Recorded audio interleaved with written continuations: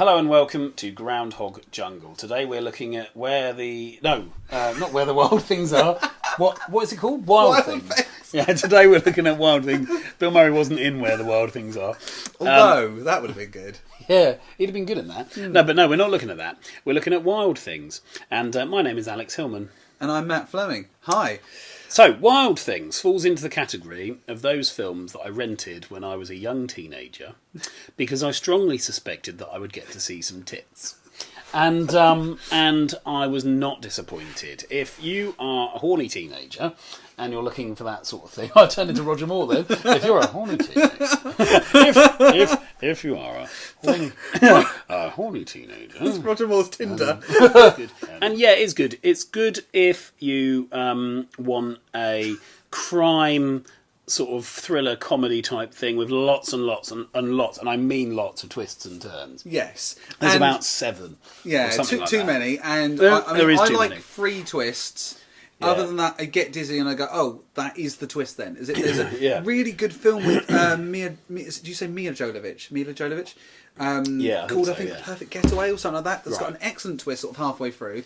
And the excellent thing about that is they don't spoil it. The twist happens where it should happen. It then turns a mediocre film into a really good film. And then that's it. And then you've switched... Well, I won't say how you switched, but it's... you enjoy it in a different way. And that's all there is to it. It doesn't... I don't know. I feel like... This is around the time... Is this post Sixth Sense? Pre-Sixth Sense? It's around the time of Sixth Sense, isn't it? Not far off. This was the year before. The year before, yeah. So I feel like M. Night Shyamalan took what they did in Wild Things and just basically simplified and went, look, let's just put one twist. Obviously, that's from his twists are great, don't get me wrong. But there are too many. But there are too many, and there's an awful lot in this. But it is a good film. I really, really enjoyed it the first time I watched it, and it is racy. It's a saucy, steamy film. It's an erotic thriller, isn't it? It's an erotic thriller, and it doesn't shy away from that. The premise is that again, Bill Murray's a supporting part in this. He's a kind of he's a crooked kind of lawyer, isn't he? I think. Is this the one where he's a lawyer in a neck brace? Yes. Which is a fake neck brace. Fake neck brace, yeah. Because that's not a spoiler. That's introduced very early on. But the main star is it's Matt Dillon, isn't it? Matt Dillon, and there is a cameo from Kevin Bacon's appendage, let's say. Yes, yeah. So Matt Dillon and Kevin Bacon's appendage. And so Matt Dillon, Kevin Bacon, and I believe Matt Dillon is a sort of he's one of those Hollywood versions of a teacher. Yes, who starts off by, he'll do this. This is Hollywood, this is what they do in teaching, in Hollywood. Like, they first of all, they're all in lecture halls, which obviously, he's in a lecture hall, and he'll go, right, welcome to this seminar on criminology. Have you got a question? You have, great. Okay, here's the answer, and it's relevant to the plot later. Good. Okay, we're going to wrap up now. And you go, what? Their lectures last about 3.5 minutes. Sorry, how has that happened? Yeah. It's mad. So he does that, and then he's got 2 students. One of which is Neve Campbell, and the other one is Denise Richards. Now, Denise Richards had already done Starship Troopers by this point, and was a child actor and a teenage actor as well, I think, and had done an awful lot of stuff. Most of it hadn't really hit big, but she was establishing herself as sort of a sex symbol around this point, I think. And, Or someone was, and I suppose the principal kind of idea of the film is a little bit creepy because they're supposed to be quite young, aren't they? They're not too young. They are college students, whatever that means. I don't know. I don't know if it's college-like in this country where they're 16 and 17. Yeah, I think or it if might they're be like 18, yeah. But they're not.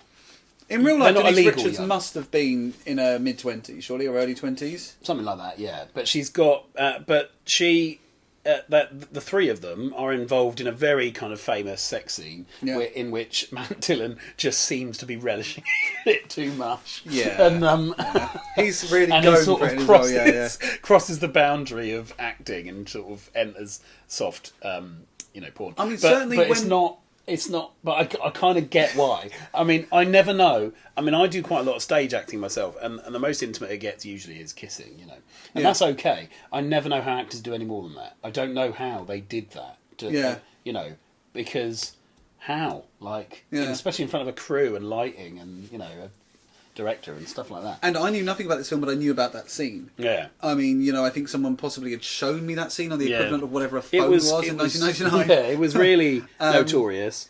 Yeah, it was sort of like, I went to an all-boys school, so although I didn't see the film, people talked about it. Yeah. Cruel Intentions was the other big one from that era. Which has no nudity in it. No nudity, but a lot of suggestion. Yeah.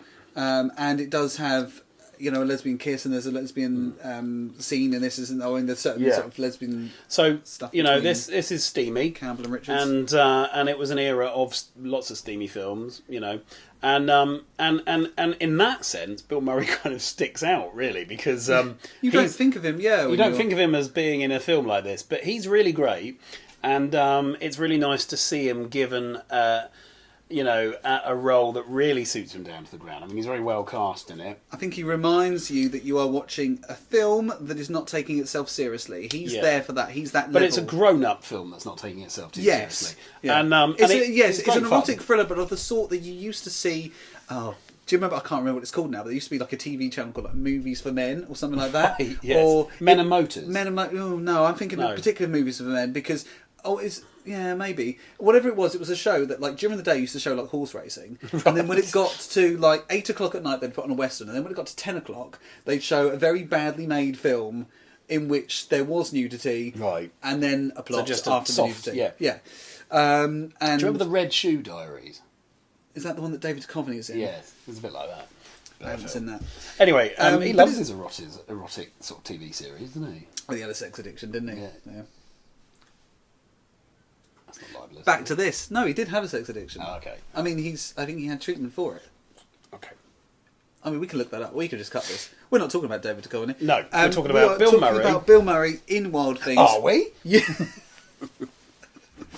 This film was directed by John McNaughton, who has directed 3 Bill Murray films. Bill Murray tends to do trilogies with directors. Yeah. So let me see if I can remember the other films he's directed Bill Murray in. Isn't one of them Speaking of Sex? That's the one that comes after this one. Yeah. Yeah, and then the one before it must be. It's not Quick Change, is it? No. He co-directed that with someone else. Howard Franklin. So what must it be then? John McNaughton. It's got to be. I don't know. What is it? It's Mad Dog and Glory, which is one of my favourite films, not just one of my favourite Bill Murray films. We've already covered that film. We have covered that already. Check that video. Yeah, it'll be audio only. You won't get to see our faces. No. But you can just imagine them, right? Yeah. They were there. We had faces when we were saying it all, I'm sure. Yeah. So for me, he started this trilogy with John McNaughton and Bill Murray. Started with their strongest film. This is also strong, but it's in a different league. It's a different genre, really. Yeah. It's not a drama. Yeah. It is a sort of comedy erotic thriller. It's got lots of... I said in my review that it tries to do too much. Like it does. It's lots of too many plot strands. It can't succeed in everything. It can't succeed as a thriller, as in being erotic, as in a comedy. It sometimes hits them. It sometimes hits all 3, but not very often at once. Then he made Speaking of Sex. So John McNaughton does seem to be a director quite concerned with Bill Murray and sex, which don't always dovetail together, as we've said. He gets away with it in this film. And Mad Dog and Glory as well. There is. That's true. Sex, right? Yeah. Yeah, it's sweeter. There's no real sweetness in this, because if someone has sex with someone in this film, they are doing it to manipulate somebody, and they're probably not who they say they are, and the person they're sleeping with probably isn't who they say they were, and it's probably not even a room, it's in the Matrix or something. So it honestly, there are about 7 twists in this film, and I don't think most people will see the last twist coming. That is a good twist. Because it's a brilliant twist. And we can't really say any more than that. No, but it is a good twist. Yeah. And I'm not going to. You may well be watching. I suspect a lot of people who have picked up on this video by accident or have seeked it out. Sought it out. Might not have seen the film, so I'm not going to spoil the twist for you. Suffice to say, semi-famous, isn't it? Like semi-famous, but I think it was. Ones, it's... I think it used to be more famous. It used to be kind of notorious. Yeah. Because it is.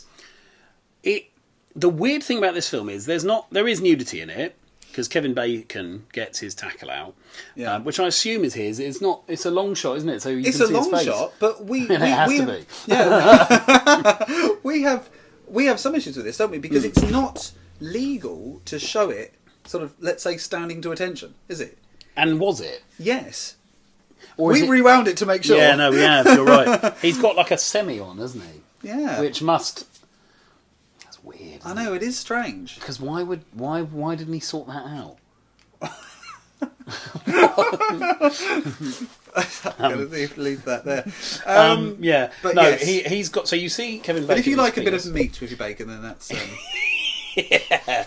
And then you see, Denise Richards' bits. But you don't see anything from Neve Campbell. No, because she is more of a serious actress. Yeah, that's and the I thing, think also there was Denise a bit Richards of a stipulation there as well. Was there? Right from the beginning, though, I think Denise Richards is, although she has been in quite a lot of films that we've enjoyed. She's also a good actress. She is a good actress. Than people assume. Yeah, she's a good actress, but I think Neve Campbell was more savvy, wasn't she? Yeah. At that age. And I suppose, is it Neve or Neve? I'm going to say Neve. I've said both. Neve, yeah. But in any case, she Neve had already done Scream by this point, hadn't she?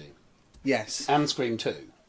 Yes, because this was the following year. So she was very established. She's More very so established, than Denise Richards, probably. Although Denise Richards had done Starship Troopers and possibly a few other things as well. What I'm saying is, I think she was, I don't want to say more intelligent in her choices than Denise Richards, but Denise Richards, like we said earlier, for some reason she did keep getting cast as that sort of stereotype. There were a lot of roles that required gratuitous, if not nudity, but sexuality and stuff. And the nudity thing, I'm not one of these people who believes that nudity has no place in any film at all. Because people are naked in real life. But it's... People are naked in real life. I would have said that you probably could have done this scene, though, without the nudity. Probably. These days they have intimacy coordinators. And they, well, I think that's great. One is needed...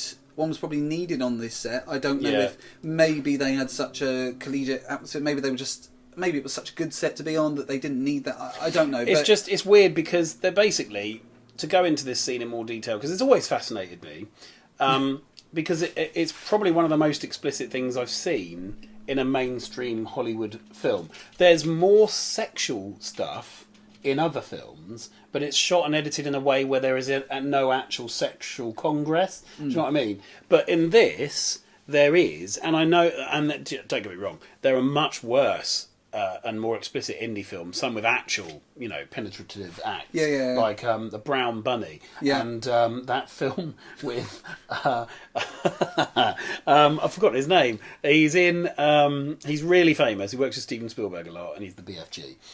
Oh, really? He's Rylance. Yeah, Mark Rylance has received a blowjob in a film. A real one? Yes. Wow. Check it out. I don't know if I will. No, don't. But look it up. Because it's fascinating. Okay. But these things, are, when he was younger, not like an older man. Not during an episode of Bing.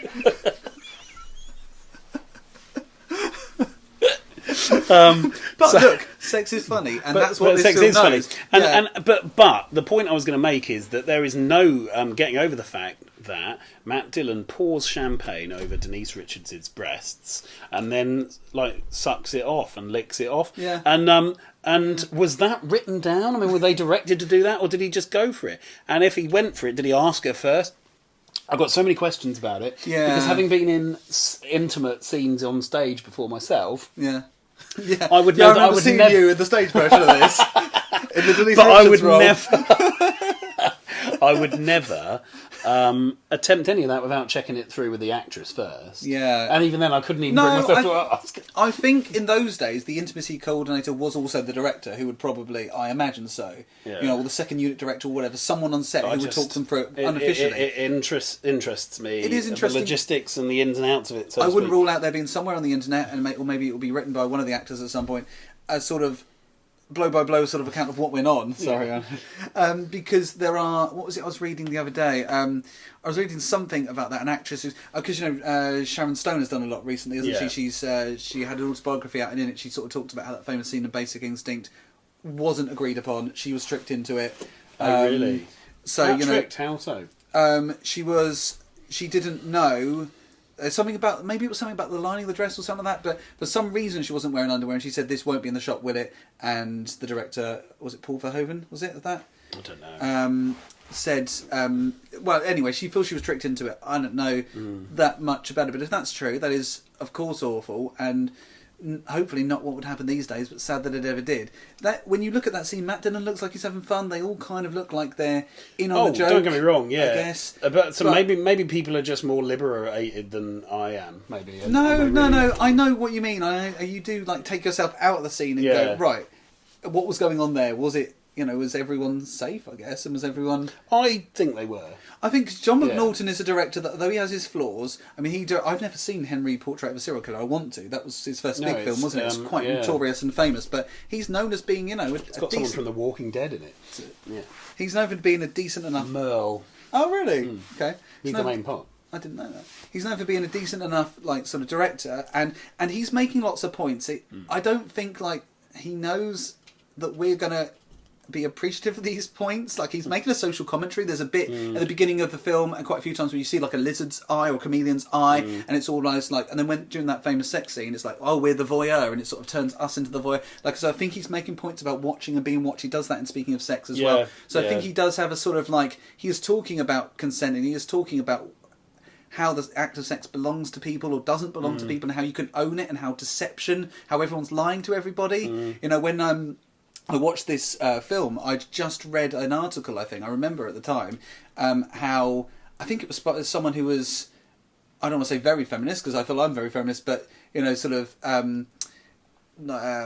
controversially feminist, who said, and it's a theory that maybe you've heard before, that every act of sex is an act of rape. Because one person is always consenting more than the other one or whatever, and so therefore you can never have it completely equal or something. Anyway, the article made its points, but in this thing, you're thinking, that's kind of like that, because in that scene that you mentioned, they're all lying to each other in some way. Yes. And, so that's, I feel like John McNaughton probably is making a point that with 99% of the people watching it, it's not going to go, it's not going to seep in. Yeah. So I'm not sure if I commend him for that, or I think maybe, does he know what type of film he's making? I think he does. But you could appreciate Wild Things critically, from a film critic perspective. I think this is probably fascinating. Yeah, I think it's probably his last really strong piece of work, isn't it, John McNaughton? Sadly. He obviously, speaking of sex, I'm not aware of anything he's done since then. It's been big, but I don't know how old he is. He might have retired. Murray Mint? Yeah, I've still got this hard one, so I'm going to go with this. That I've been. Oh, would you prefer if I had a new one? You would, wouldn't you? I know you. You prefer a new one. Okay. All right. Ready? It's really fresh. All right. Go. What? Come on then. I'm going to do it. Well, that's cheating. You didn't even let it go. I'm scared. Well, that's strange. Hey. Do you want to explain what that strange reference? Okay, so when Matt and I were about 23, 22, we went to a little newsagent's, and Matt bought a copy of the Radio Times. Now, as far as I'm aware, it had no price listed on it, and the barcode of it didn't scan or something like that. It didn't. And the bloke at the newsagent's just turned it over, looked it round, looking for a price or a barcode, couldn't find one, and just went, "Well, that's strange." Except, it's entered our vocabulary ever since. Except probably he didn't say that. He probably said, "Well, that's strange." No, it was somewhere in between. Maybe. And we've conflated it over the years, and now it's become that. So what is strange? What is strange is that this film is 23 years old. Yeah, we need to do the scores, don't we? Oh yeah, it's a 23-year-old film. It's not current, but you were saying that you sought it out because you thought there would be nudity in it. Yeah. Can you see? Yeah. Hasn't the landscape of things changed so much? Can you see a teenager now, like a male teenager, seeking this film out now? No. No, because it's got a plot, hasn't it? It's Too and much. Also, let's be honest, the only reason any teenager is going to watch a film for nudity is because it's got nudity from someone that they like in it that wouldn't normally be nude. But let's be really honest, they're not going to look at a film for nudity, are they? They're going to go on to porn. Yeah. They're going to go on to isolated moments, aren't they? They're going to go onto sections of Pornhub or whatever. Right, maths quiz. I think you're going to ace this one. You gave this 8. Yeah. I gave it 8. So what's that an average of, Alex? 8. Well done. Yeah. You can carry on being proud of being a maths genius. Right. Yeah. And with that, we're going to say goodbye. Goodbye. Alice, I'm going to ask you a couple of standard questions. Dogs and cats living together, mass hysteria. Okay, I'm going to teach you a little something about Bill Murray.